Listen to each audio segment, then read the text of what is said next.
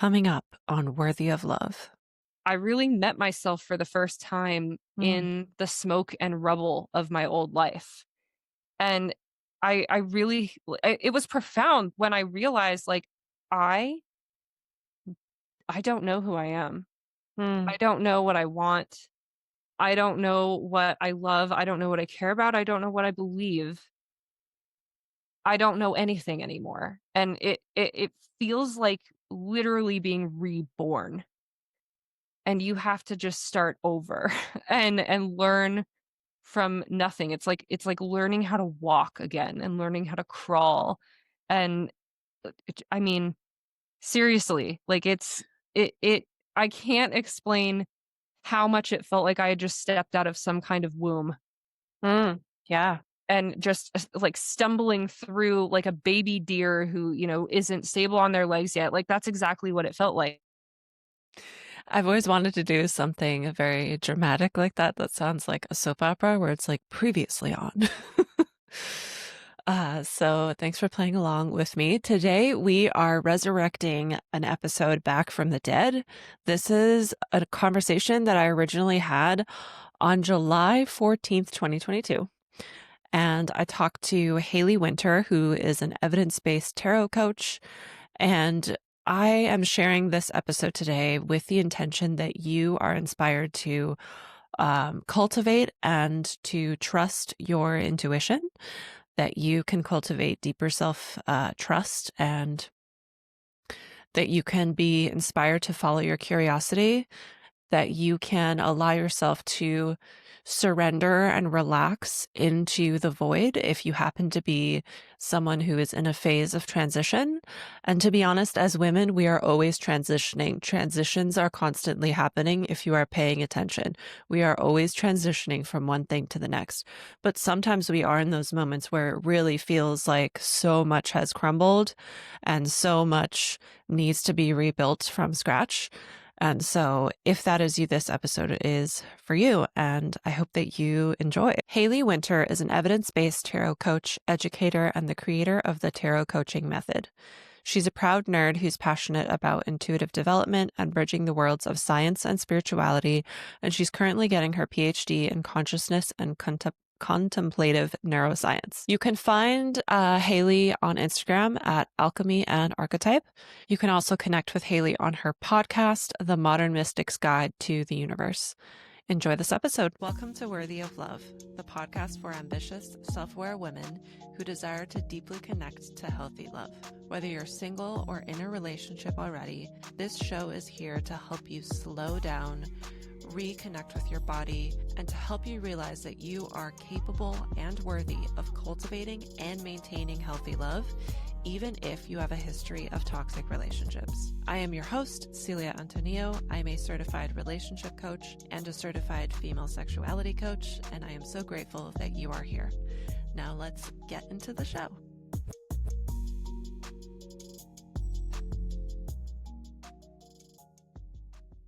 I guess a little bit of a preface to this is I am closing out my Saturn return right now. So Ooh. for anyone who's into astrology, you know, it's what the Saturn return is. If you're not into astrology, just think about it as a quarter life crisis. And it's coming to a close for me at this point, and it's really kind of reached a peak in recent times. And I think the biggest thing for me is learning to be with it all Mm, and learning to kind of like we were talking about before we hit record, yeah. learning to be able to contribute still and create still and show up still for others, even when I feel like I don't have everything together, and really kind of shedding these conditioned layers of perfectionism and feeling like, I need to be a certain way or look a certain way or my life needs to be a certain way in order for my contribution and presence to be valuable. Hmm. And I think that's been a really huge lesson for me in recent days, weeks, Hmm. months. And it's definitely a process. I wouldn't say that I'm in a place where I'm, super comfortable with it and I've mastered the lesson. It's kind of like every day, there's a little test that's like, are you still willing to show up in a way that is a little messy? Yeah. Yeah. Yeah. So that's the medicine of the moment for me. So we were talking about it before we hit record that like there are all these different facets of life and there's so many like pieces where it's like we have to get messy in order to get the medicine, to get the lesson, to step into our power, to grow as people because there's lessons there. Yeah. Yeah, and it's huge for intuitive development as well, Mm, which of course is my bread and butter. And at this point for me, it's just a lifestyle practice to look at everything I can as intuitive development practice. mm, And what I'm really finding through all of this Saturn return chaos and the tower moments is intuition really gets built the strongest in the messy moments. Like the moments mm, where you have no choice but to surrender and trust because you can't see 2 feet in front of you. That's when your intuition really starts to bulk. And so it's been a relief, I have to say. And I remember in past times in my life where intuition was not a skill that I had cultivated, and I didn't even know what it was. I was very conditioned to trust everyone but me. I really mm, suffered a lot in the messy moments and in the breakdowns because I didn't have that trust. And I was desperate to find some, relief or reassurance from anyone outside of me. But of course, that can only do so much. yeah. And I'm finding that even though now, in a lot of ways, what I've been going through is, well, I hate to compare, but I don't want to say more challenging, but it's challenging on a new level Hmm. compared to what I've gone through in the past. And in certain cases, it's less tormenting now. I suffer Hmm. less in the hard moments because I have learned to develop my intuition and because I've learned to have that trust in myself and in life, even when things get messy. And that makes a huge difference. Like suffering is optional, hardship is not. Curveballs are not. Mm, We all have to learn lessons in this life, and some of them are rough. But the suffering through it doesn't have to be a part of the experience. And that's been so healing for me to learn. And I really don't think without the skill of intuition and this self trust that I've developed, I'd be able to navigate through the things that I've been going through, hmm. especially not without just suffering immensely. Yeah. I love that you separate the hardship and the suffering Hmm. because I think it's really important to look at how like external, yes, things might be like this, like one way, but how you react is essentially always going to be your choice. Exactly. Hmm. Exactly. And, this is something that comes up a lot for me in the world of tarot because the way that I practice and the way that I teach my clients and my students to work with tarot is very different than mainstream tarot practice. And I always say, with tarot coaching, we don't look to the cards for answers. Hmm. We look to the cards, A, for more questions, the right questions specifically, and B, as mirrors to reflect the answers that we already have. And Hmm. I find that a lot of people, when they first come to me and before they know really what tarot coaching is, a lot of times they're looking for that reassurance that I used to look for when I Mm, was younger before I had that intuition. They want to know that everything is going to be okay, or they're looking for some semblance of control, or they're really looking for like an endpoint to the hard times.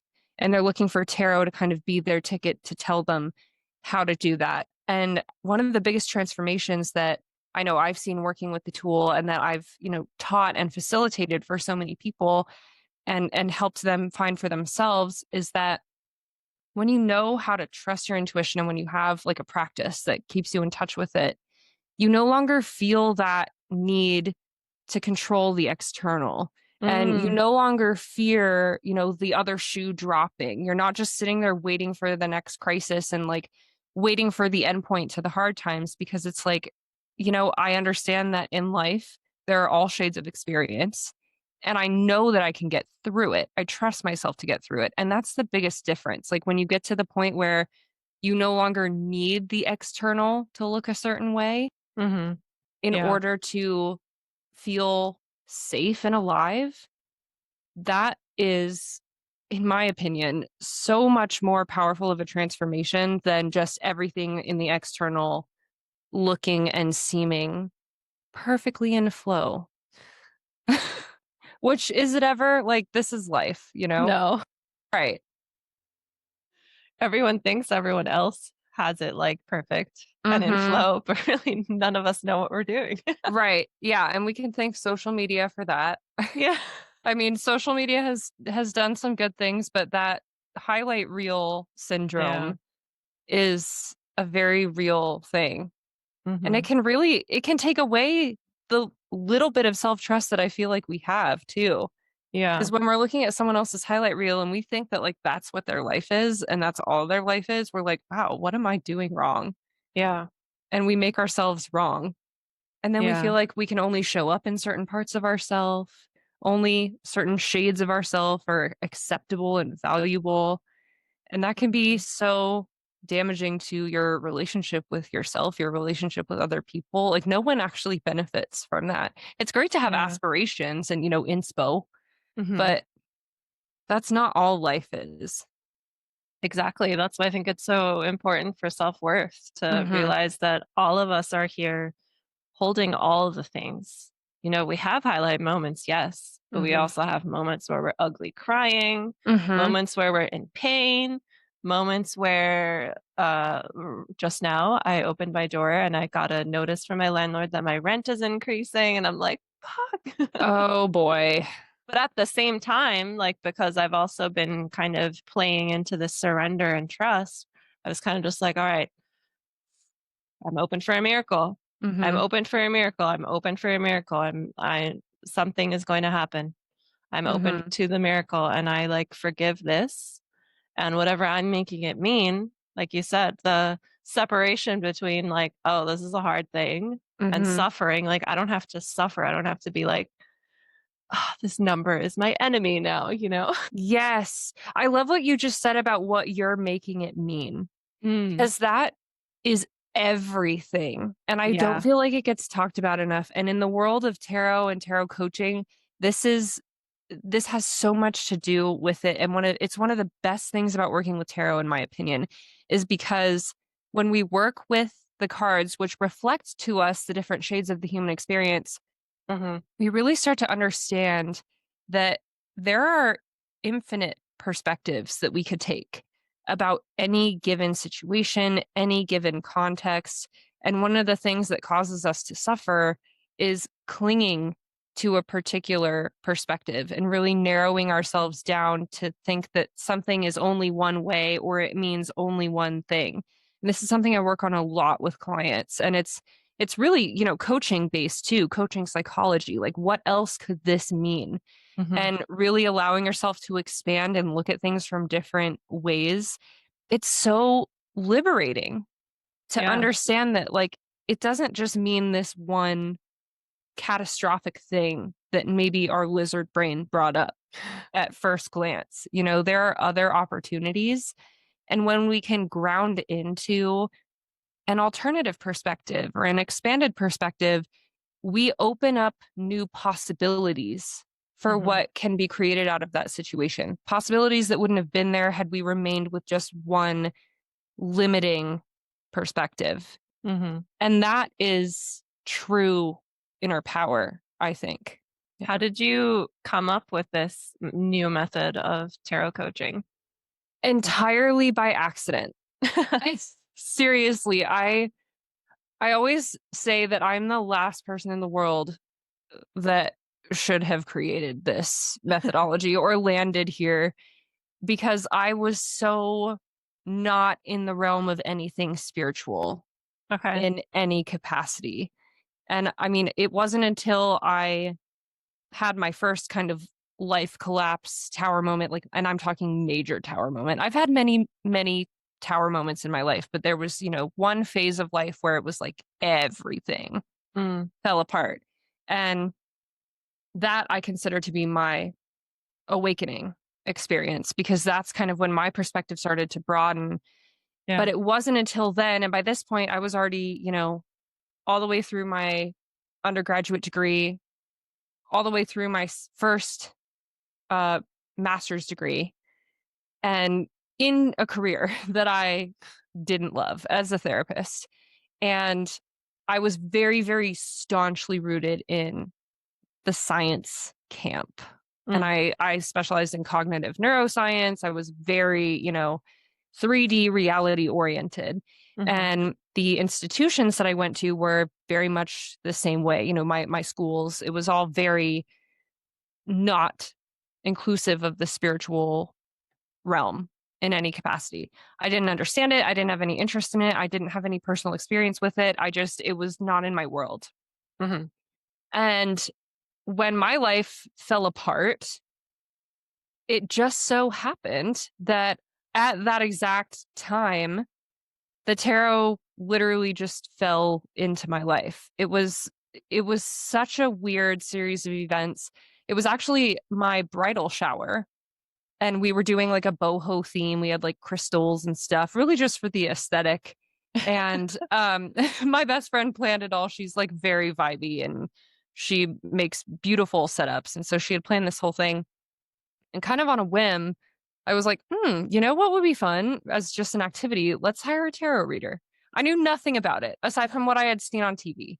Yeah. And of course, that portrayal is very, very different than the reality. But I was like, that sounds like fun. So I hired a girl I went to high school with who, just had a tarot deck, and she read out of the book. And, that was my first experience with tarot. And I remember when she laid the cards out, I don't remember anything that she said to me. Zero.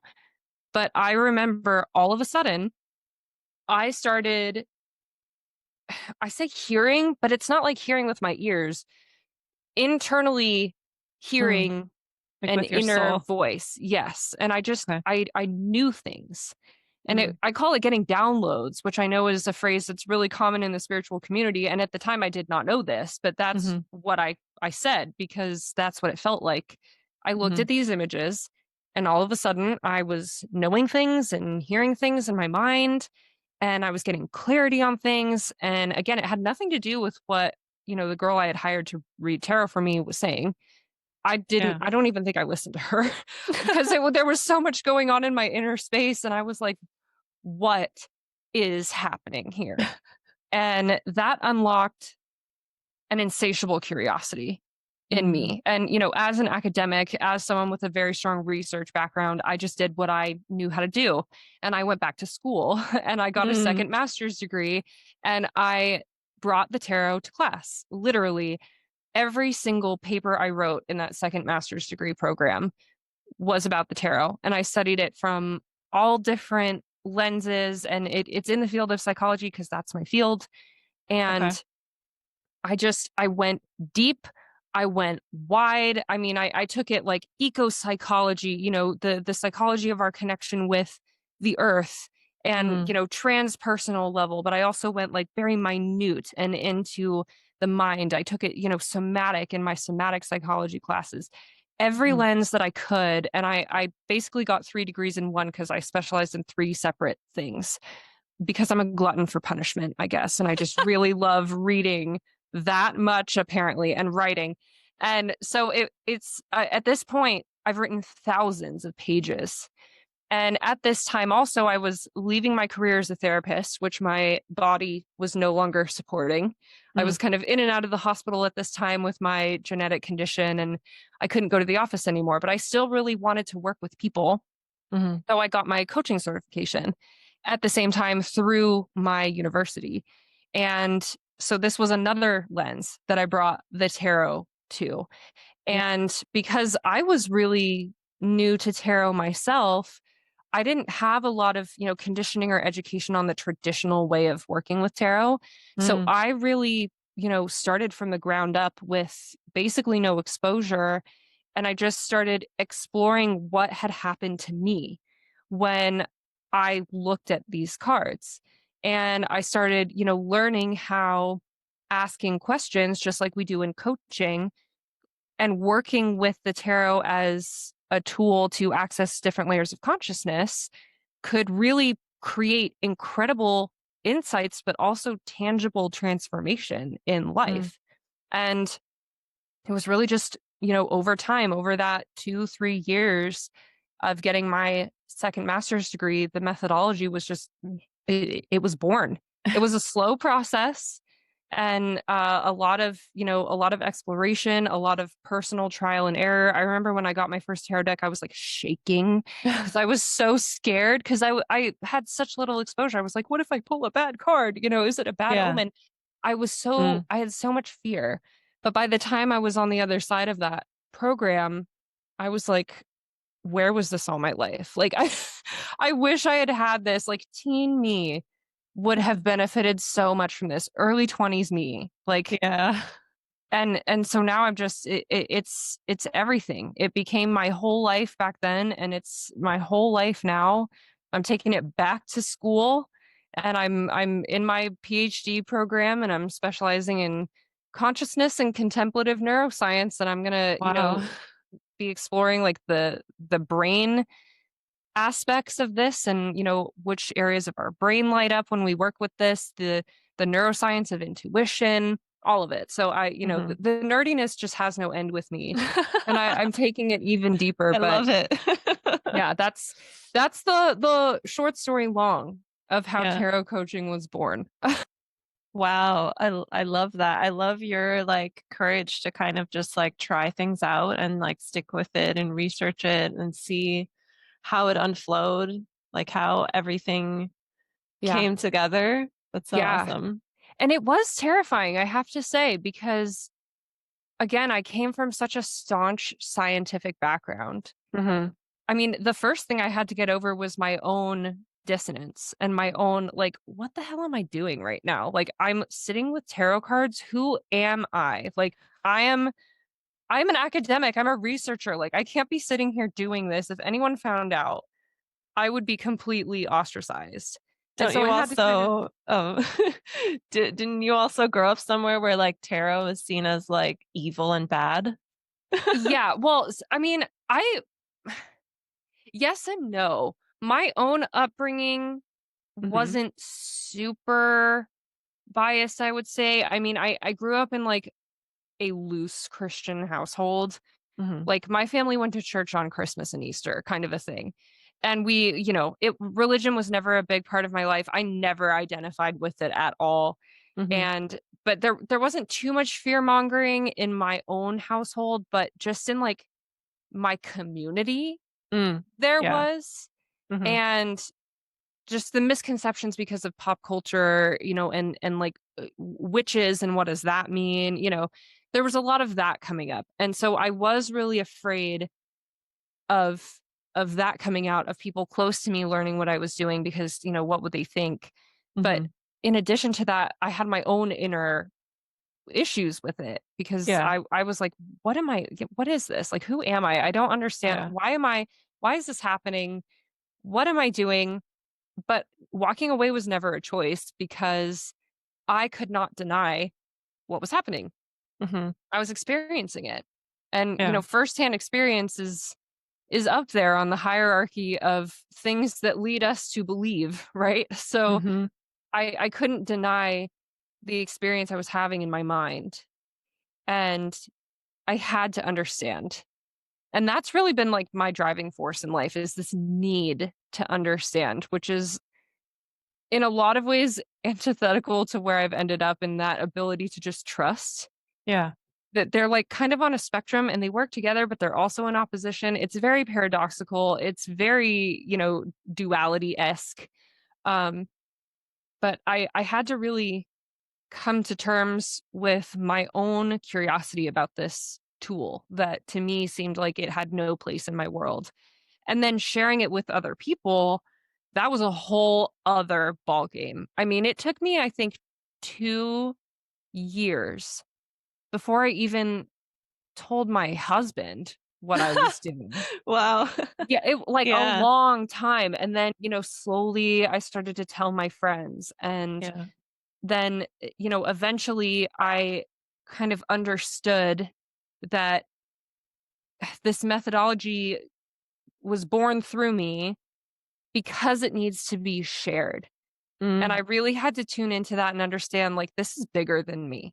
I'm just the mm, conduit, and mhm, I need to not let my ego and my fears about, my scientific community ostracizing me and whatever get in the way of me sharing this tool and this process that can literally change lives. And I knew that because it changed mine. And mhm. it helped me heal in ways that I at first didn't even know I was wounded.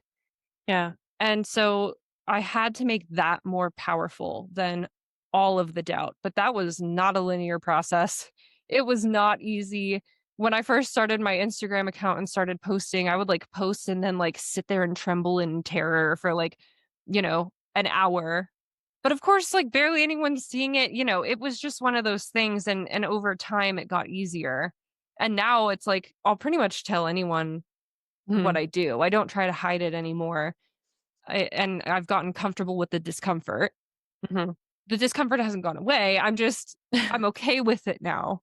But it was it was an interesting process of wanting to listen to my ego and be like, "All right, I hear you. I understand your fears. I get Mhm. that, you're worried about being ostracized from the group that you've been in for so long, but there's a higher self component here that needs to be driving the bus right now. So Yeah, your fears are valid. I'll take care of you, but we're going to do it this way instead." yeah, And that takes a lot of patience. it does. It takes a lot of trust too to like shed what is old and things that you might even be good at right Mhm. now, to shed Yeah. it to like make space for your expansion, because you need that space to grow. It's like when a plant is in a pot that's too small for it, it's not going to Mhm. get bigger. Yeah. Yeah, exactly. And without that intuition and self-trust, I wouldn't have made it that far. It was Mhm. because I was able to build my intuition by using that tool that I was even able to discern that, okay, sharing this is a step I have to take. And that Yeah. I was even able to kind of relax the ego enough to take that step. It was all very Mhm. meta Yeah. and all very connected. Do you think intuition is something that we've lost touch with because we're living inside of homes away from nature and like kind of like lost this touch with like the natural world, like how we are supposed to be living? I think that definitely plays a part in it. I mean, short answer is yes. I think that by and large, our society is more disconnected from intuition. More disconnected from intuition. I combine those words now than ever before, and I think that is a Mm, huge part of it. The increase in industry and technology, but yeah. in addition to that, I think one of the biggest contributing factors to this disconnection is this we're literally born and bred to place our trust elsewhere. We're taught to trust our parents. We're taught to trust our teachers. We're taught to trust our doctors and our government and, experts and Google. Like at this point, Google, Instagram, Pinterest, YouTube, like we're taught to go outside of us for answers. We're Mm, taught to open up an app on our phone and, look to someone else to tell us what to do, what's right, what's wrong, what's best for mhm. us. We're never taught how to look within. I mean, I sure as hell wasn't. That was never a part of my upbringing personally, academically, professionally. That had Mhm. nothing to do with it. It was, "Oh, well, trust me, I want what's best for you." That's something that family Yeah. members love to say, or friends' opinions, doctors' opinions. I know doctors, that was a huge thing for me as someone with a medical condition that's, genetic. I've dealt with it all my life. I placed so much stock in doctors. Mm, And, I was taught to see them as like the all-knowing, but they're not. And there were so many times yeah. in my life that, a doctor would tell me something or make a decision on my behalf that didn't sit right with me, but I didn't know what to do about that because I didn't have self-trust, and I was like, "Who am I to argue with this person?" And I'm not saying don't trust doctors. That is not my point. My point is expert advice and other people's opinions are only as helpful as our ability to discern their value to us. Yeah. And sometimes we can be given excellent advice, but we have to know if it truly is right for us. And that knowing, that's the intuition. And Mhm. that's what we were never taught. That's the skill we never learned. Mhm. And I think for me at least, that was the biggest part of it was just being taught to trust literally anyone but me. Mhm. And that's what made me so desperate when I was younger, when times were hard, to like seek relief anywhere Mm. I could. Like someone reassure me, someone tell me that this is going to be okay because I didn't have any inner musculature Mm. energetically or in my mind to support me Yeah. because I had placed all of my stock, all of my trust in others' hands. Mm. And it was massively to my detriment. And that's why when my big life collapse happened, that's why every single part of my life fell away. Yeah. It all Because had to what the die. right, exactly, because it wasn't me. It had Yeah. nothing to do with me. Everything that fell away from me, which was pretty much everything that I had, was something that was in my life as a result of decisions made by other people for Mm. me or by me, but based on what I thought I should do based on things other people had said to me or who I thought I was based on what other people had said to me. Mhm. And when I was left with nothing, I that was the first time that it was kind of like I was in that void. It was quiet enough for me to start to discern that inner voice and get those downloads. And I really met myself for the first time Mm. in the smoke and rubble of my old life. And I really it was profound when I realized like I I don't know who I am. Mm. I don't know what I want. I don't know what I love. I don't know what I care about. I don't know what I believe. I don't know anything anymore. And it feels like literally being reborn. And you have to just start over and learn from nothing. It's like learning how to walk again and learning how to crawl. And I mean, seriously, like it I can't explain how much it felt like I had just stepped out of some kind of womb Mm. Yeah. and just like stumbling through like a baby deer who, isn't stable on their legs yet. Like that's exactly what it felt like. But it was so hard in Yeah. so many ways, but I'm so grateful that it happened. Mhm. And I had to make a lot of tough decisions. And that's kind of a disclaimer I like to give people when they want to come and work with tarot coaching is like, you've got to be ready to learn some truths. Mm. When you discern your intuition and you discern your inner voice, Yeah. you've got to be ready and willing to listen and take action. And you can be gentle with yourself, but it's the kind of thing when you build that skill of intuition, when you unlock that voice and you strengthen it, you can't ignore it. And if you do, shit happens. Like, the universe has its ways. And that's when the tower moments happen. It's like when you've been Mhm. maybe not listening for long enough, life will throw a feather, then a brick, then a truck at you until you listen. You can get That's hit by so as true. many trucks as you want, but it's gonna, it'll keep coming up. But like I had to leave a career. That was one of the first things I learned. And that was one of the first things to go was my career. And it was like, people were like, "Are you insane? Like, you just spent how much money getting this degree? How many years?" Like, I lived for half of my degree in another country, and I woke up multiple times a week at like 2, 3, 4 a.m. for class. and it was on Zoom, but we met live. Mhm. And so I put in all this effort. I did an internship, all of that for this career. And then I walked away. Like, really? Really? That was a hard pill to swallow. Um, and one of those things like looking at the student debt that I accrued Oh, for that career. I yeah. was like, I'm gonna walk away from this right now. Okay, cool. Sounds good. I mean, now that I know that this isn't for me, I can't ignore it. Yeah.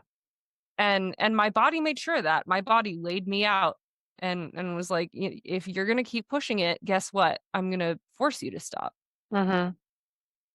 But through that process, I also learned it doesn't have to be that dramatic. Like, you don't have to get laid out by the universe to make the tough decisions. But that's, again, going back to, the disclaimer that I give people, like, you got to be willing once you hear your inner Mhm. truth, you've got to be willing to listen and do something about it, you know, or the message is just going to keep coming through louder and louder and louder and louder. Yeah. And it's all in your power, but you have to make hard choices. Mhm. I totally resonate with everything that you've said. And I want to first acknowledge your courage to be able to be, first of all, in the void, and also to like know what choice you want and to make that choice, even though it goes against all of society's expectations. Like I went through the same thing. Like what I Mhm. studied now, I'm not doing it right Right. now. And it's very hard to be like, I worked so hard for this and now I'm just going to walk away from it. But you can't ignore that you're unhappy. And when you can be comfortable with making the choices that you know are right for you, and then Mhm. also be comfortable with like those choices leading you to being in a space where you're just like, I don't know who I am. I don't know what steps to take, but it's not what I did before. That Mhm. space is so scary. And Yeah. so many people avoid that space their whole life. And I think that's really like a huge part about why there's so much suffering on this planet. Totally. But it's endorsed by Yeah, it is endorsed. every system Mhm. that's in place. Of Like, course. numb out with alcohol, watch Yeah. TV, like food, anything. Like, just look at anything about the way that our lives are Yeah. set up and the systems that are in place are set up. Like, they're here to keep us complacent. They're here to Yeah. keep us I mean, I say stuck because, from my vantage point, that's what it feels like. But when you're there, you don't even know. Like, they're here to keep us asleep, is really what it is. Yeah, it's like you're a zombie on Right. autopilot, and once you have this moment of, like, things falling away, Hmm. if you're brave enough to like, face it instead of numb out, you kind of escape the matrix a bit. Like, Totally. yeah. And it's wild. I went through, I don't know if you went through something similar, but I went through like a drastic pendulum swing. When I had my awakening moment in this void space, I Mhm. like, I could not watch TV anymore. All of Mhm. the sudden, I could not tolerate, like, most foods that I Mm. had been eating. I Mhm. would get physically sick, and I literally kind of TMI, but, this was diagnosed as part of my genetic condition, but then it went away about a year and a half later. But every year for a year and a half, I woke up in the morning vomiting, and doctors were, like, scratching their heads, like, "Well, it's we can't identify a food that's causing it. Your blood work is all fine. This must just Yeah. be, a part of your condition," which they know very little about. And, Mhm. they were like, "Not sure what to do for you." Mhm. And throughout that entire void space, this was happening. And then when I started to move out of it, it stopped. Mm. And but it was just so Mm. wild that it was like I couldn't tolerate any media anymore. I couldn't listen to the same music I used to listen to. Like, I could not do it. And I couldn't be around people who did for a long time. Like, Yeah. people in my life, family and friends, people that I love very dearly who, live their lives in a way where they kind of go through the status quo during the day. They come home, they watch TV all night, they're drinking alcohol, or, whatever it is they're doing, then they go to sleep and they do it all again. I was like, I can't even be around you right now. It was so triggering to me because I was seeing it in this new way.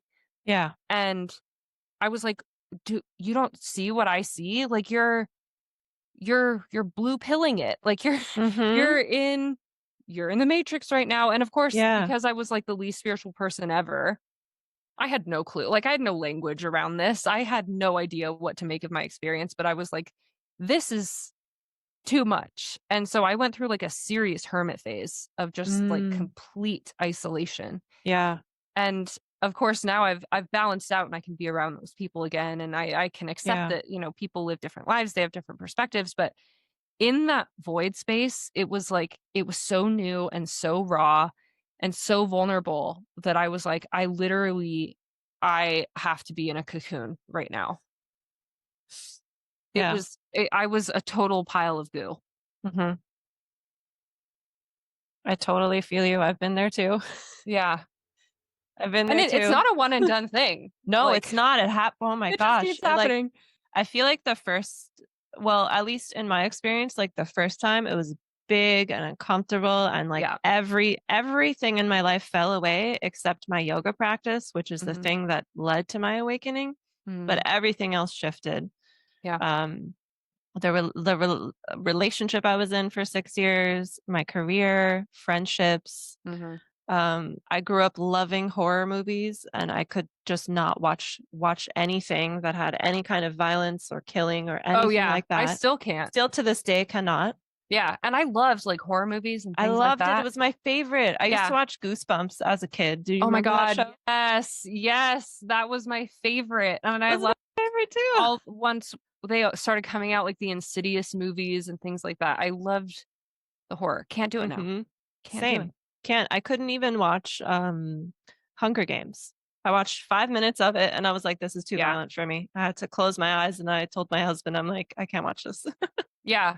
My my process started kind of midway through that series. And Mhm. so I'd read all the books, but I watched, like, the first 2 and then could not watch the last 2 because I couldn't take it anymore. But Yeah.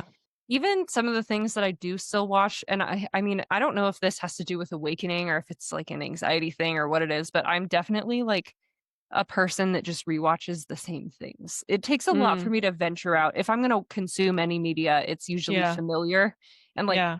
safe, but even the things that I, grew up loving, like The Lord of the Rings, that's my biggest kind of nerd area, Yeah. and I love those movies, but even to this day, there are parts of them I have to, like, shut my eyes and Mhm. or, look away and not watch because of the violence, and they're not even, obscenely violent films, Mhm. but it was still just it became too much, and it didn't used to phase me at all. Yeah, and So it's that interesting how some of that stays. yeah, that really But speaks to like how you're literally like asleep yeah, before you come out of this what we're calling a matrix. right. Exactly. And like you were saying, I for me it was like that first time was so big, so uncomfortable, everything changed, but it wasn't a one and done. Mhm. And it just kind of happens in a more bite-sized way Yeah. now. And it's very cyclical, I find too. Like, Yeah, for sure. and I've learned to be okay with that. I think that's a huge part of the intuition and self-trust thing. Mhm. Um Knowing that, like, in the moments where I'm riding high, I understand that, it's a wheel, and the more you stay in tune, the less drastic the lows are gonna be, Mhm. and the shorter the goo phase Yeah. will be, I found.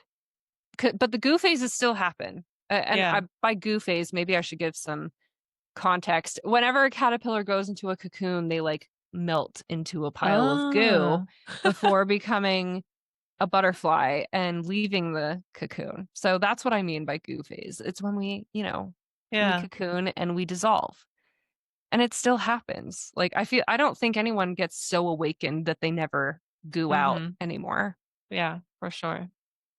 And I think what's my favorite part of the journey, and you can probably relate because you're studious like I am as well, is like once you go through this awakening, there's almost an not almost, there's an endless stream of like things you can learn and where you can expand.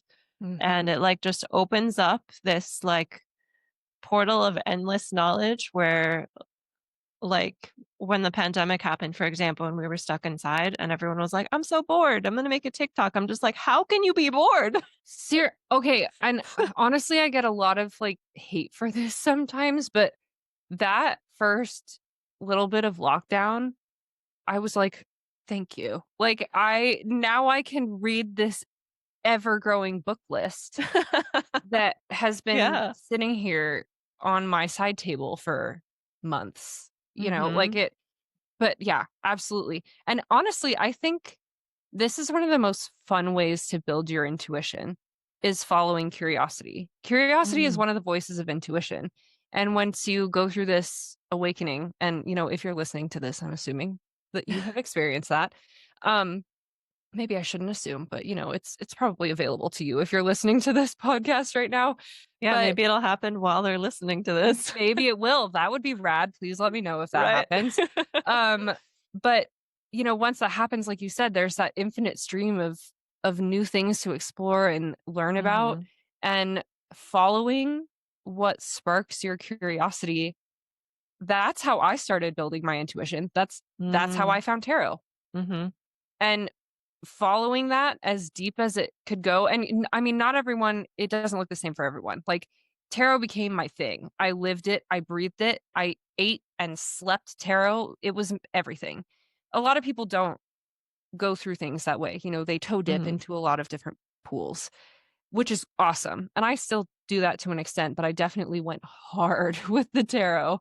And that is how that was like the first time I heard my intuition was Mm. like, "Huh, get a tarot reader."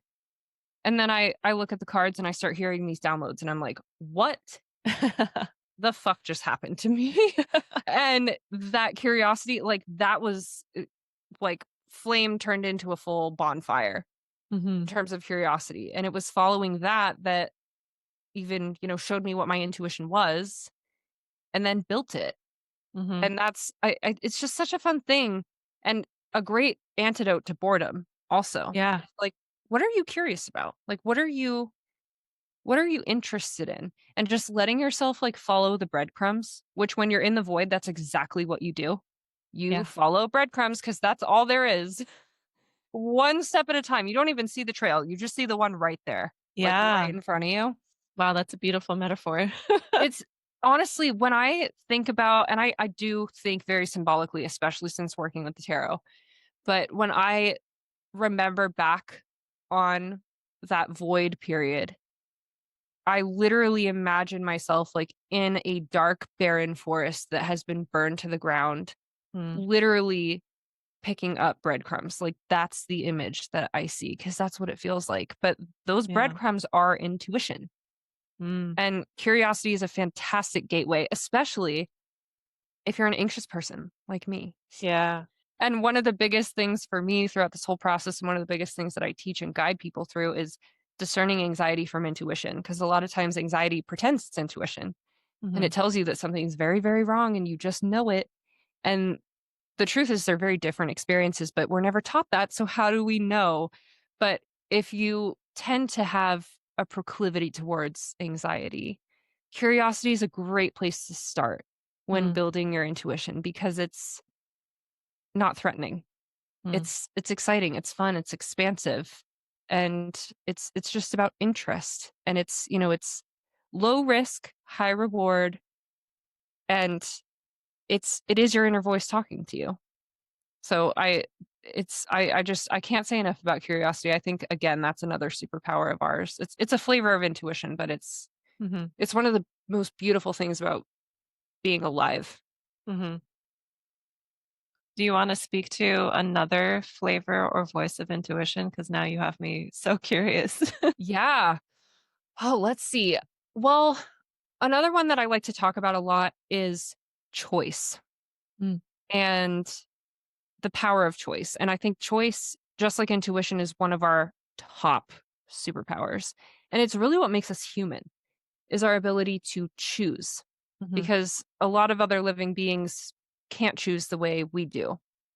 And if That's they so do true. choose, it's very instinctual Yeah. rather than, the result of intentional thought. Mhm. And so flexing our choice muscles in a way that is aligned, and by aligned, I mean it's something that feels resonant with us, really presents us with another form of our intuition. And so one of the ways I like to demonstrate this is, have you ever for me it's always what to have for dinner. Like, what are we going to have for dinner? It's a conversation that goes on daily in my household. And Same, and I'm always like, "How do yeah, people adult? Because this has to be easier." right, but it never gets easier.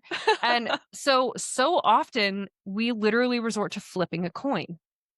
But you know how when you flip a coin before you know what it is, you all of a sudden know what you want it to be? Or like when you get the answer of the coin flip and like you're either, kind of stoked or bummed. Yeah, Like yeah, very rarely does it happen in my experience where I'm truly indifferent. yeah. And it That's has so true. happened, which is Mhm. fine. That's also good information to know, like, truly either of these choices is good for me. Like, that's also good information.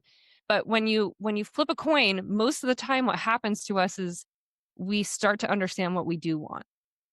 And it's only when we kind of like let go that we kind of, leave it to fate, so to speak, that we have access to that truth of ours. And that is another flavor of intuition, like that voice that knows what we want, but we can't always access it because we have so much conscious mind clutter going on. Mm, mhm, And I guess some important context here is to maybe identify where the intuition comes from. And it comes from a lot of places, but it's the voice of our expanded consciousness. So it's not the same as like our active mental chatter. mhm, And it's not the same as instinct either. It's not lizard brain. mm, It's subtler consciousness, but it's expanded consciousness. I mean, if we think about instinct, that really comes from like the cerebellum, like our brain stem, the first evolution of our brains as humans that, gets us through survival, fight or flight kind of a thing. mhm, That's not the same as intuition. mhm, And it's not, prefrontal cortex, decision making, cognitive thought. That's not it either. It encompasses those things and it includes those things, but it transcends those things and it includes all of the different layers of our consciousness, our unconscious mind, the thoughts that we don't have access to, and the content of the mind that we don't have access to, as well as our conscious mind. But the intuition doesn't speak in the way that, our monkey mind might speak, our conscious mind might speak. It tends to speak through symbol and imagery, which is why tarot is such a powerful tool. And if you think about it, we as humans, before we evolved verbal language, we had pictorial mm, language. mhm. And that's how the deeper, more expanded consciousness speaks. Where was I going with this? I went on a tangent, but that's what I mean when I talk about, hearing your intuition is that inner voice that at this point, because it's a muscle that isn't really strong for a lot of us, it's a lot of times so quiet Mhm, that we can't discern it, especially when we're making decisions. And that's one of the big things that people come to me for is like, I can't make a decision to save my life. I'm like, oh, I feel you because that was me, yeah. and still is me when it comes to choosing what's for dinner. Um, but it's once you learn to identify that, that part of you that once you flip a coin, you start to know what you wanted. You start to know what you hope that coin is going to land on. Like that's Mhm, another flavor of intuition that is really fun to zoom in on and strengthen mhm. and follow Yeah, because I mean, our lives are really made by decisions. Big that's so ones, small true. ones, every single day. Mhm, We don't get through a single day without making a choice. And even the tiniest decisions can have massive impacts, butterfly effect. Like we underestimate the power that our choices have on a day to day basis. And you end up with a very different life when you're making decisions from a place of intuition as opposed to making Mm, decisions from a place of instinct, anxiety, or conscious clutter. yeah. And so learning to discern that voice and that flavor of intuition is another way of really liberating yourself. And it can be really hard if you are an anxious person because then you overthink and you're like, well, what if I made the wrong choice? And like, what if I Mhm. don't even know all the choices that are available? And if you're like me, you sit there and you what if yourself into a spiral and then you don't make a decision. And then a decision Yeah. is made for you and, then shit happens. Yeah. And it's not pretty, but you can strengthen it. Intuition is a skill. It's an energetic muscle Mhm. that you can build. And I actually recommend this as an exercise to a lot of my clients is like coin flip. If you find yourself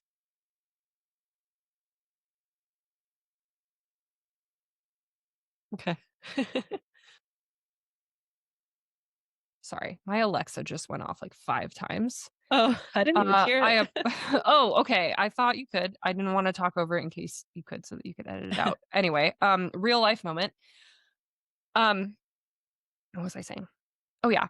I I recommend the coin flip as an exercise to a lot of my clients who struggle with decision making as an exercise in learning to even hear that Mm, choice centered flavor of intuition. And yeah. I always recommend doing this with small things, like what to have for dinner or like, Yeah. do I want to go to the 2 p.m. yoga class or the 4 p.m. yoga class? Like, let's start small. Let's not start with like, should I leave my career? Should I marry my boyfriend? Like let's not start there. Start small and start to notice, pay attention not to the answer of the coin flip. I mean, make whatever choice you want. That's part of the exercise, but pay attention to what you notice internally and Mm, where you notice it when you flip that coin. And either, before you know the result of the coin flip or when actually, I should say, and when you know the answer, how do you feel? How do you feel when that coin's in the air? How do you feel? Or if you're like me and you're lazy and you don't have coins on you and you have, an Alexa or a Google friend sitting in your house listening to you all the time, you can tell them to flip a coin. And when I you're didn't know you could waiting, do that. I literally do this all the time. And when you're waiting for that answer, how do you feel? Like, what do you notice that you're slightly, subtly hoping for? And, when you get the result, do you feel disappointment? Do you feel relief? Like, tune in, start to notice what that's like. And the more you practice that and can identify what that feels like, the less you're going to need the coin flip. And the more you'll just be able to kind of like you can almost like mentally flip a coin at that point. Mhm. And your body will tell you or your mind will tell you. And intuition comes through differently for everyone. And really, we have access to a lot of different mechanisms of intuition. For me, it's often very mind based. But as I've leaned more into grounding into my body, I've developed some more somatic intuition and felt intuition, which is Mm, awesome. Um, but pay attention to how it comes through for you and just notice, what are your responses? And that's how you strengthen it. First by noticing, then by practicing, and then by slowly leaning on those responses without the use of the tool. A pendulum is another great practice mode for this because pendulums kind of give you yes or no responses based on your body's electrophysiology. And you can start to notice inner sensations that correlate with the pendulum's yes or no. mm, And after some practice, you don't need the pendulum anymore because you can discern what your yes and your no is just by asking yourself for that inner experience. mhm, And that is the choice flavor of mhm. intuition. And again, one of our most powerful aspects of intuition as humans.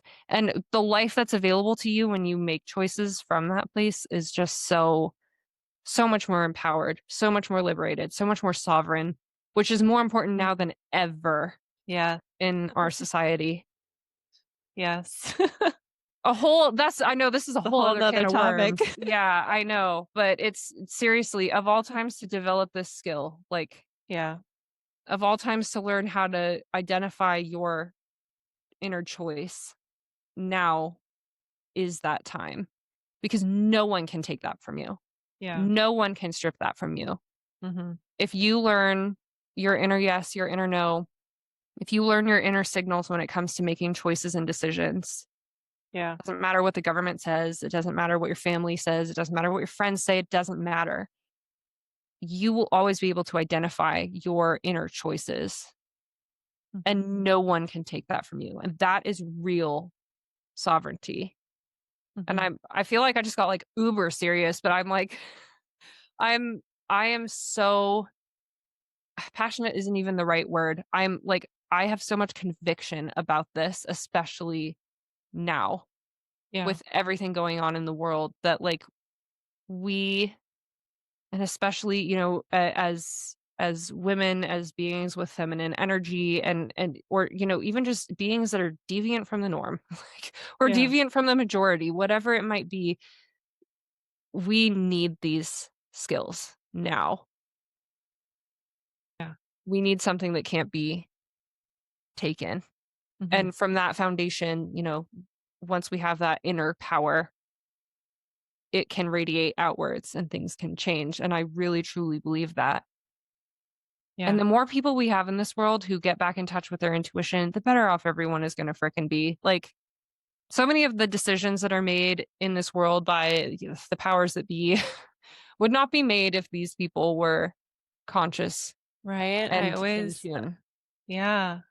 I always talk with my husband about, like, how magical it would be if government was, like, I don't know, required to have mindfulness classes or, like, required to take an empathy aptitude test and, like, so many Or things like of, take like mushrooms. yes. I mean, I've Yeah. never done that. I shouldn't say that. I've never had a hallucinogenic experience. One day I would like Mhm. to, but um so kind of Mushrooms is tongue very, in cheek, but it's very emotional for me, at least, like you will have no problem because like this piece we were talking about of like being brave enough to be in the void and like face your own messiness and your own like how you said your little disclaimer that you like to give to clients like you have to be willing to find out some ugly truths mhm. if you're willing to do that like that is at least my experience with mushrooms like the first time I ever did it was last year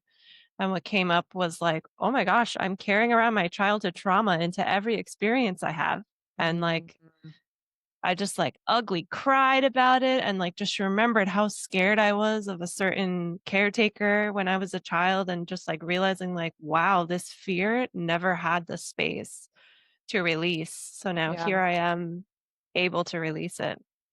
Yeah. And I love everything that you've been saying and here, and I think the same thing can go with mushrooms or with any kind of outside tool, Mhm. is that yes, you're using an outside tool, but not to like rely on it and Yeah. to like everything that you said about the coin flip, like you were saying, flip the coin, but also notice like how do you feel when it's flipped and how do you feel when it gives you the choice for you Right. and I love that. I love that invitation to really just like tune into yourself. Yeah, exactly. And tarot is the exact same way. And that's why one of the biggest distinctions I always make when people who are new to me come into my realm is, don't come to me if you're looking to the cards for answers, Mm, because that's not what we're doing here. yeah. We look to ourselves for answers, and the cards are a mechanism that helps us access that by speaking the same language, aka Mhm, symbols and archetypes, mhm, of our deeper conscious mind, of our intuition. But I think one of the most exciting parts about tarot as a tool is you can use it as much as you want, but the more proficient you get with it and the stronger your intuition gets, the less you feel like you need it. And it's mm, always yeah, there for you in like a time of crisis. And we all have these moments. We all have moments where we're in crisis mode and our intuition is not, like on the spot available. And we need a tool to kind of tune back in with that. But just like anything, the point of working with the tarot is to be able to discern that inner voice to begin with and mhm, strengthen it and access it. And then from there you generalize away from the deck and Mm. you can access that inner voice in other places. It's a tool. But seriously, like the the powers that be need they need tarot coaching. They And need tarot it's coaching, they not need a just mushroom trip, they need something. yeah, and it's not just because of how they make our lives, but it's also because, like, if they could really get honest about if they are actually happy and fulfilled, because 'cause they're I not. can't imagine that they People yeah. who are happy and fulfilled would not govern in the way that they are governing. That's all Right. I have to say. Right, I totally agree, and that's one of the hardest parts I think about, like, living in the world right now is really having that felt understanding that, like, things could be so different, Yeah, and yeah, it it wouldn't even almost is. necessarily be, like, as hard Mhm. as maybe it seems like Mm. it Yeah, would be. yeah. I almost hate thinking about that because then I just get, Yeah. like, angry and Mhm. sad and, like, all these things. Existential dread, yeah. Yeah, yeah. Mhm. Yeah. But there's hope, and, I think that's the important part of having that perspective Mhm. is that we can hold space for hope because we can see a different way, Yeah, and that means that we won't give up, as long exactly. as not everyone ends up resigned. Because what happens is the second we resign ourselves to it, we go back to sleep, like, we just need Yeah, to cope with the day to day, and so yeah, we numb out again. And yeah. we watch all the shit TV, and we, drink ourselves into oblivion just to forget. And, you know, we just end up right back at square one and nothing ever changes. And there's pain in holding space for hope sometimes. Mm, And there's pain in the liminal space of, I'm not where I want to be or things aren't where I want them to be, but I see how they could be. It doesn't always yeah, feel good, but it does keep us going. yeah, that is true. Yeah. It is definitely a huge motivator for my life. Yeah, well, and I mean, we're literally wired that way. Yeah. We're wired to pursue pleasure and avoid pain. And Yeah, I actually recorded a podcast about that, like, a few last week or something. yeah. Well, and you know what? I kind of want to amend that statement. And this has been coming up a lot for me recently is this distinction between pleasure and peace. Mm, Distinction between pleasure and peace. mhm, Because pleasure to me has started to kind of shift in what it means. And I still think it's an extremely important part of life as a human. And it's definitely one of our biggest motivators. But if we're driven mostly by pleasure, we're never going to get there because pleasure is a short mm, lived experience. It's a dopamine hit. It's something that we need more of. And we pursue pleasure to escape the suffering of not having pleasure. But when we feel peace, there's no pursuit mm, necessary. So I think really, what has been this dynamic of avoiding pain and pursuing pleasure, I think there's a lot of room for that third aspect, which is, being at peace. And mhm. peace is possible when we're trying to avoid pain and when Yeah. we're pursuing pleasure. So it's like, how do we do that? That's been another thing coming up for me lately. Taking us full circle to the first question that you asked me is like, how do I do both? Yeah, And I've been really leaning into that yeah. lately because pursuit is a part of the human experience, but we will also never arrive.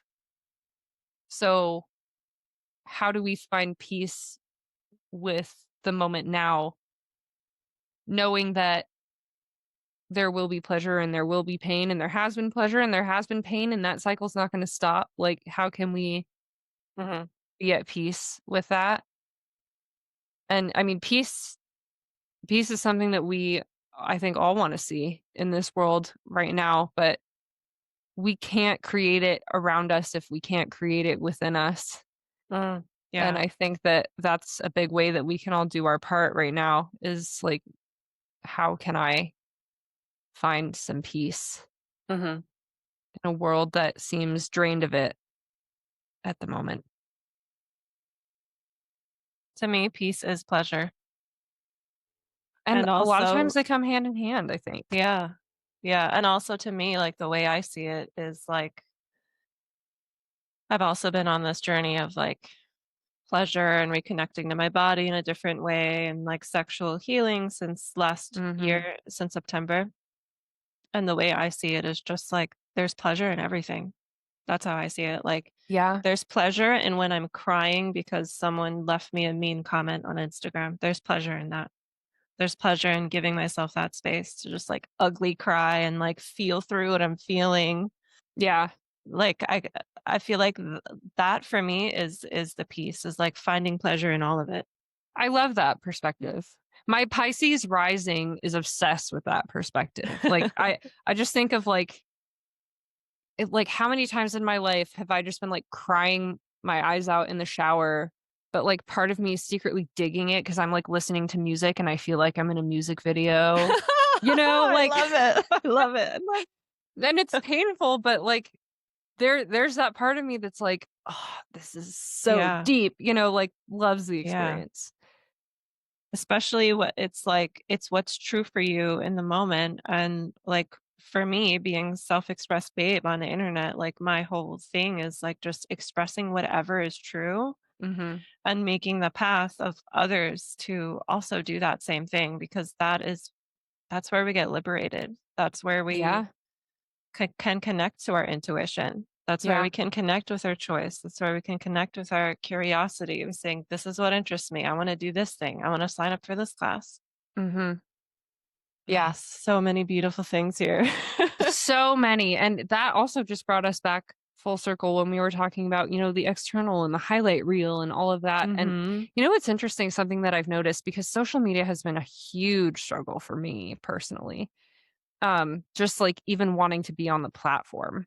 That's something that I walked really drastically away from during my void experience, and I don't feel like I've ever been able to fully come Mm. back, Mhm. um, but I have noticed that the more I've made space to be less of a highlight reel on there, the more fulfilling it's been. And I mean, I literally posted an Instagram live a few months ago when I was really in the thick of my health struggles that I've been going through this I year. saw that one. Yeah, yeah, and I'm like, crying on the internet, and I even Yeah. said in the video, I was like, "Oh my god, I'm crying on the internet." But like that, more people reached out to me after that and felt, Mhm. so connected to that and touched by that. And I think that says a lot about how, you know, all of us are craving more humanity, Yeah. especially, in pandemic, post pandemic, or, if we can even say post pandemic, but, whatever the situation that we're in where we've been so disconnected from each other Yeah. that, the highlight reel just hits harder now. Yeah. And That's so true. I think it helps to share some of the, less aesthetic shades of the human experience because people see that and they're like, "Oh my god, I'm not alone." And you're not alone, and it creates community Mhm. instead of competition Mhm. and comparison. And Yeah. so I think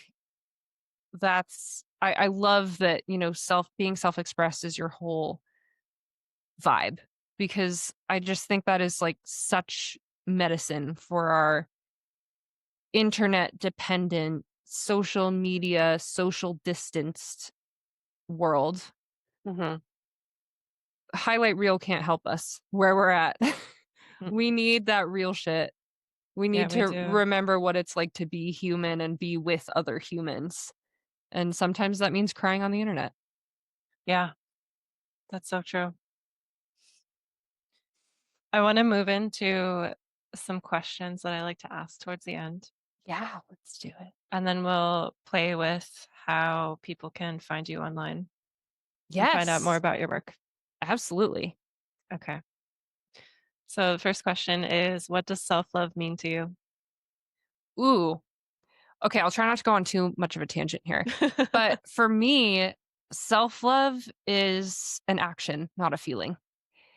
And it comes with feelings and it cultivates feelings. But for me, self-love is how you show up for yourself. Mm. And it's the opposite of self-betrayal, which is something that I think we're all conditioned to do from day one because we're taught to trust everyone else and not ourselves. It goes all hand in hand with intuition. But to me, self-love is knowing ourselves, holding space for ourselves, asking ourselves, and I'm saying that, vaguely, not asking ourselves something specific, but asking ourselves, period, like being our own source and showing up in an active and grounded way, in a way that honors ourselves. Mhm. And it's really like to me, self-love is a very embodied, active, grounded thing. And it creates, those pleasurable feelings and that kind of, warm, fuzzy, I love myself vibe. But I know for me, that was not accessible to me for a very, very long time. And it was only through action Yeah. that that feeling developed. So I so that's, resonate with that because yeah. the things that like we know will make us feel better, it's so easy to not do it because we don't quote feel like it or we don't have Yeah. time. Mm-hmm. But when we get past the like discomfort of like, I'm gonna set my alarm for like 30 minutes earlier so I can take some deep breaths in the morning. Like it doesn't feel great, but Mm-hmm. doing the action, yeah, that's totally self-love. That makes me think of like a toddler does not wanna brush their teeth, but Right. the mom is gonna be like, "You have to brush your teeth," and they'll probably do it while they're crying. But Mm-hmm. when we're grown-ups, like, we don't have that mother to tell us to do the things we don't feel like doing that are good for us, so we have to Mm-hmm. be that for ourselves. Yeah, So I love that exactly. answer. Yeah. And one of the things that I say a lot on my podcast and just to my people is self-love isn't all bubble baths and face masks. Yes. 'Cause I feel like, Thank you. the aesthetic version of self-love is like spa day, and that Mm, has a place, absolutely. yeah. Like, your girl loves a bubble bath and a face mask, absolutely.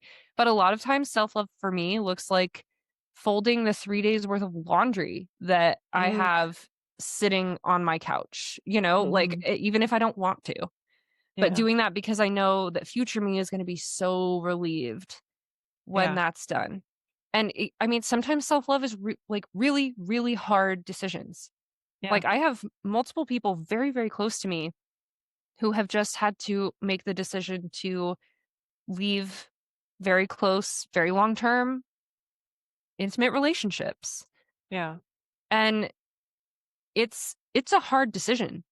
Like choices like that, they're hard. They come with pain Yeah. and a lot of change, a lot of fear. But that's what loving themselves looks like right now because they Mm. knew that to choose themselves and honor themselves, they have to make that choice. Mhm. And I think that's really important because the way that I feel like self love is portrayed a lot of the time is very, vibey, very aesthetic, very, and literally aesthetic, not just like how it looks nice on Instagram, but Yeah. like it's about how you look Yeah. or, it's about improving your looks or, the sensual aspect, and by sensual, I mean literally the 5 senses, like, nurturing the body, like I said, has a huge part in it, but that can't be all. Yeah, exactly. That is You gotta not go all deep. encompassing of self-love. Yeah, like, if you wanna love yourself just like with intuition, like, you gotta be ready to face some truths and take some actions, and sometimes self-love feels a lot like pulling teeth, Mhm. but you're always better for it, and you always Yeah. feel better for it, and Yeah. I mean, it is so powerful, true self-love. Next, I have a phrase for you to finish. Okay. The way to my heart is Oh god, how do I that's the choose first just thing that one? comes to mind. Lord of the Rings extended editions. All Nice. 3 in one sitting, or tarot decks. Love it. And then when do you feel the most alive?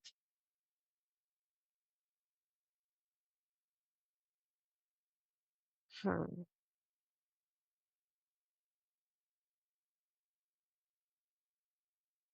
Interestingly, it's when I'm connecting with others. Mm.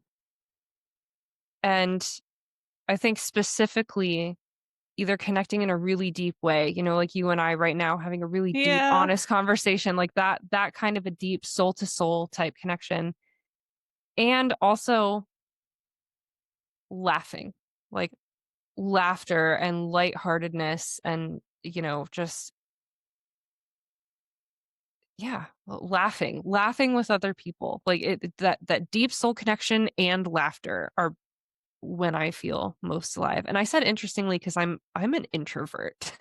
Mm. I Yeah. I if left to my own devices, I would probably be alone way too much. Yeah, But same. I know this about myself now, so I know that I take time to recharge and all of that. Mhm. But I always feel so much more alive during and after those moments where I have, connected on a soul level with someone and or laughed until I cried with someone. Yeah. Like those moments in life to me are just those are the ones that I keep with me. Mhm. I so resonate with the piece of, like, being introverted, but also, like, feeling so nourished by socializing. For me, Mhm. though, it's like it's not just socializing with just anyone. Yeah, It's like I'm you very said, deep. selective. Yeah. Yeah. Yeah. Yeah, and you have to be as an introvert and, like, Yeah. as an empath, which is, something that I Mhm. relate with, and I feel like you probably do to an extent also, and Yeah. I think anyone who goes through an awakening experience, you Mhm. choose the people you spend your time around differently after that. Yeah. But for me, it's like I I know my soul just ignites with those kind of, connections, the laughter and the deep soul stuff both. Yeah. And sometimes I have to push myself to go there because sometimes I'm like, "No, I wanna stay here on the couch and under my I blanket so reading my relate. book." So Like, relate. I just wanna snuggle my dogs. I don't wanna go talk to people. But then, afterwards, I'm like, "Oh my god, I feel so good." I feel so Yeah. regenerated.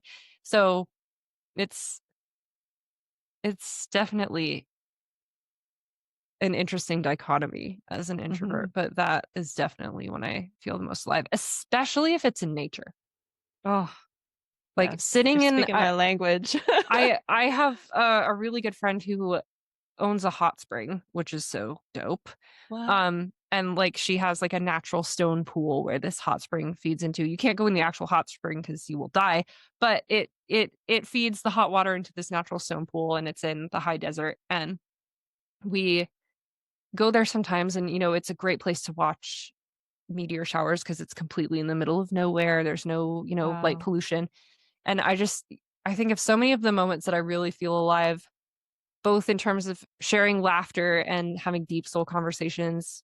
I've been in that hot tub, under the starry sky, and you just, feel so connected to the cosmos and each other, and that all feeds Mm. into each other, and like you feel the warm water from the heart of the earth and the cold air surrounding you, Mm. and it's like all of the facades that we wear as people just melts in that Yeah. context under those stars and in that water, and you just you laugh from somewhere deep in your belly and connect from somewhere deep in your soul, and it's just there's nothing like it. Nature plus those types of connections, that to me is creme de la creme of being a human. That was delicious. I, like, closed my eyes as you were talking, and I was just like, "Yeah, I'm here in the hot tub." I could, like, feel it in my belly. Oh, yeah, Ah. so good. What is your favorite part about being a woman? Ooh, I saved the juiciest one for last. Yeah. I think this answer probably changes a lot, um, depending on when you would ask me. But right now, I think I would say reclaiming so much of what has been used against me as Mm, a woman and kind of reclaiming aspects that have been demonized or made to seem dirty or mm, bad, like really leaning into like menstrual cycles, for example, and like the power of the period and things like that.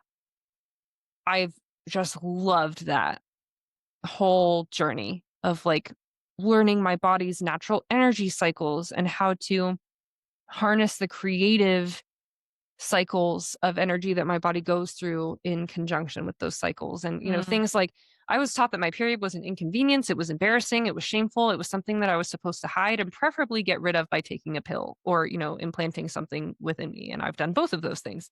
And so taking that back has just been so liberating.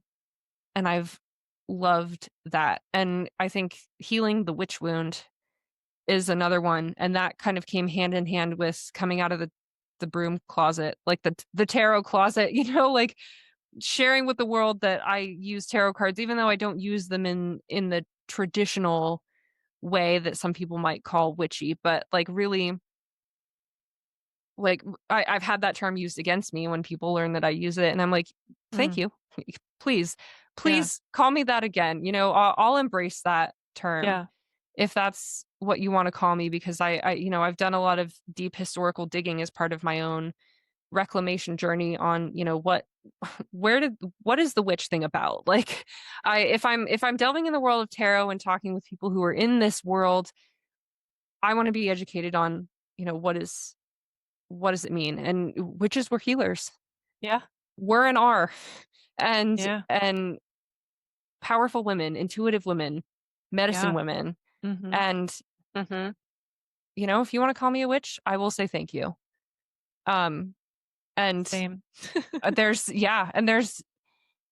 like some rage in there too. Like, Mm, I don't, this is a whole other can of worms, but it almost feels ancient. Like yeah, it it is. doesn't come from me, like it comes from people before me or past versions of Mm, me. I don't know. yeah, But like really almost not spitefully, but very assertively slash aggressively mm, owning that kind of mysticism and mystery yeah. that comes with being a woman. So yeah, that's probably my favorite part, is really reclaiming the parts that I feel like have been demonized or stolen or dirtied Yeah. by society, and embracing them to the fullest just feels so good. I don't know if that was the kind of answer you were looking for, but I love it.